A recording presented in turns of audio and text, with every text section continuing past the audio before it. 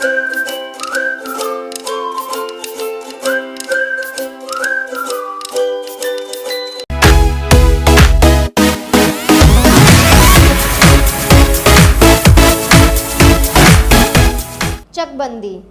आपने अपने घर या आस पड़ोस में चकबंदी की बात सुनी होगी। क्या आप जानते हैं चकबंदी क्या है? आइए जानें। नीचे के चित्र में देखिए, कई रंग के खाने बने हैं। ये देखिए, मान लीजिए कि एक रंग के चौकोर खाने खाने एक व्यक्ति के इधर उधर बिखरे खेत हैं। मतलब ये एक व्यक्ति का इधर खेत है, इधर खेत है, इधर खेत है, इधर खेत है, अलग अलग खेत है एक व्यक्ति का। मान लिया ये इस रंग का, ठीक है।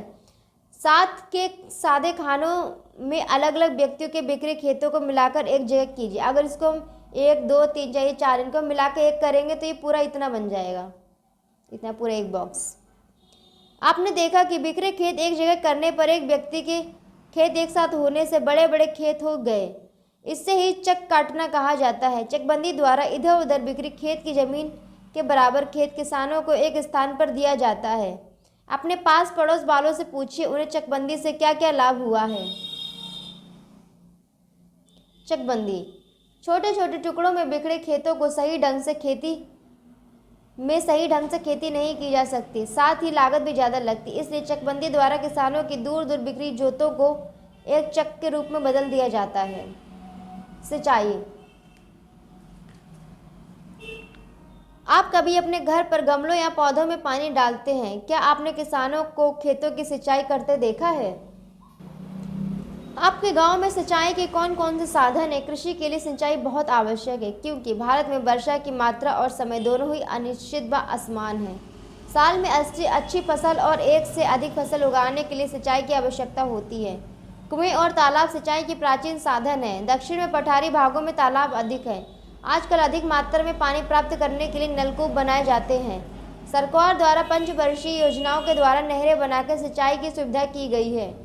देश में विभिन्न नदी घाटी परियोजनाओं से नहरें निकाली गई हैं। उत्तर भारत में नहरों द्वारा अधिक सिंचाई की जाती है।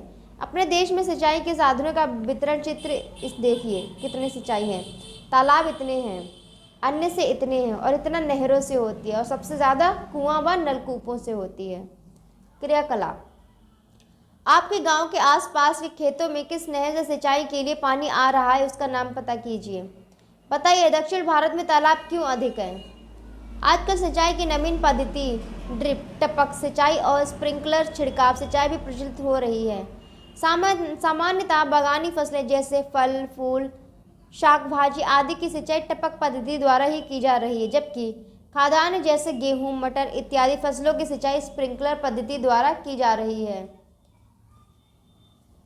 यह दोनों पद्धतियां भारत में मध्य पश्चिम के सूखा प्रभावित क्षेत्रों में अधिक प्रयोग की जाती हैं। इन सिंचाई पद्धतियों से सिंचाई में पानी कम खर्च होता है और फसल अच्छी होती है। बताइए, मध्य पश्चिम के सूखा प्रभावित क्षेत्रों में टपक सिंचाई और स्प्रिंकलर सिंचाई पद्धति का क्यों ज़्यादा प्रयोग किया जाता है? ये देखिए, ऐसे छिड़काव हो रहा है। अब जहाँ पानी कम है तो हम एकदम से पानी छोड़ देंगे, वहाँ पानी ज़्यादा लगेगा, तो स्प्रिंकलर से हम क्या करेंगे, पूरी मिट्टी गीली हो जाएगी, नमी बरकरार रहेगी, जितना पौधों को चाहिए उतना वो पानी ले लेंगे, पानी बर्बाद नहीं होगा। हरित क्रांति। वर्ष 1966-67 में हरित क्रांति के माध्यम से कृषि उत्पादन के क्षेत्र में क्रांतिकारी परिवर्तन आया। इस कार्यक्रम का उद्देश्य उन्नत किस्म के बीज, खाद, सिंचाई तथा आधुनिक यंत्रों के उपयोग द्वारा कृषि उपज में तीव्र गति से वृद्धि करना था। इसे ही हरित क्रांति कहते हैं। भारत में डॉक्टर एम एस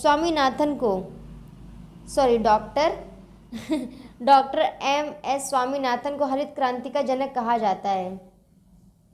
हरित क्रांति भारत का सर्वप्रथम प्रयोग डॉक्टर विलियम ग्रेड ने किया था। तो सबसे पहले हरित क्रांति किसने दी, मतलब किसने इसका प्रयोग किया? सर्वप्रथम डॉक्टर विलियम ग्रेड ने किया। और हरित क्रांति का जनक किसे कहा जाता है भारत में? Doctor M S Swaminathan. हरित क्रांति की मुख्य बातें: अधिक उपज के लिए सुधरे हुए उन्नत बीजों का प्रयोग होने लगा। गेहूं की उन्नत किस्मों जैसे सरबती, सोनारा, कल्याण सोना, हीरा तथा धान की किस्मों जैसे IR, ताइचुंग 65, जया, पद्मा, पंकज, जमुना, साबरमती किस्मों का विकास व उपयोग किया गया। रासायनिक खादों जैसे ammonium sulphate, urea, superphosphate, potassium sulphate, di ammonium phosphate तथा पोटेशियम नाइट्रेट का विकास व उपयोग किया गया। जैविक खाद का उत्पादन बढ़ाना जैसे कंपोस्ट की खाद, हरी खाद जिसमें सनई ढैंचा को सड़ाया जाता है, नीम की खली की खाद इत्यादि। रासायनिक कीटनाशक दवाओं का प्रयोग करना, कृषि यंत्र जैसे ट्रैक्टर, थ्रेशर आदि का प्रयोग करना, फसलों की सिंचाई के लिए नलकूप, नहरों तथा तालाब आदि बनाने का कार्य किया गया। इन सब के प्रयोग द्वारा उत्पादन बढ़ाने का प्रयास ही हरित क्रांति है। खेती के लिए जैविक खाद सर्वोत्तम खाद है। हरित क्रांति का दूसरा पहलू, रासायनिक कीटनाशकों और उर्वरकों के प्रयोग से पैदावार बढ़ी है, लेकिन इसका प्रभाव लंबे समय तक बना रहता है। भोजन चक्र में जिस प्राणी द्वारा इसका प्रयोग किया जाता है, यह रसायन इसको प्रभावित करता है। डीडीटी का प्रयोग चारे के माध्यम से गाय तक, फिर गाय के दूध के माध्यम से उसे पीने वाले प्राणी तक पहुंच जाता है।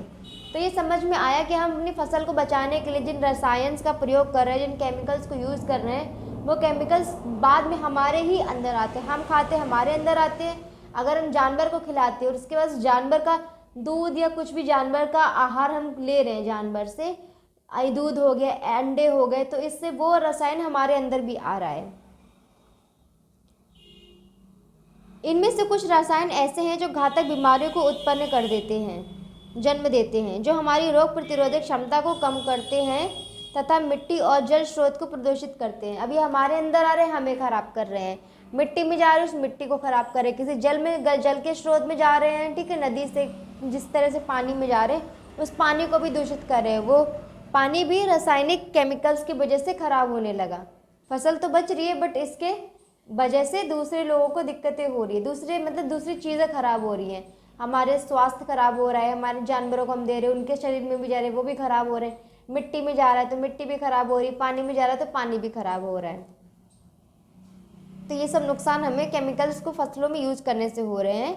और ये पार्ट यहाँ पे ख़त्म हो गया है। अगली वीडियो में इस पार्ट के अभ्यास क्वेश्चन आंसर्स आपको मिल जाएंगे, वो आप लोग देख लीजिएगा।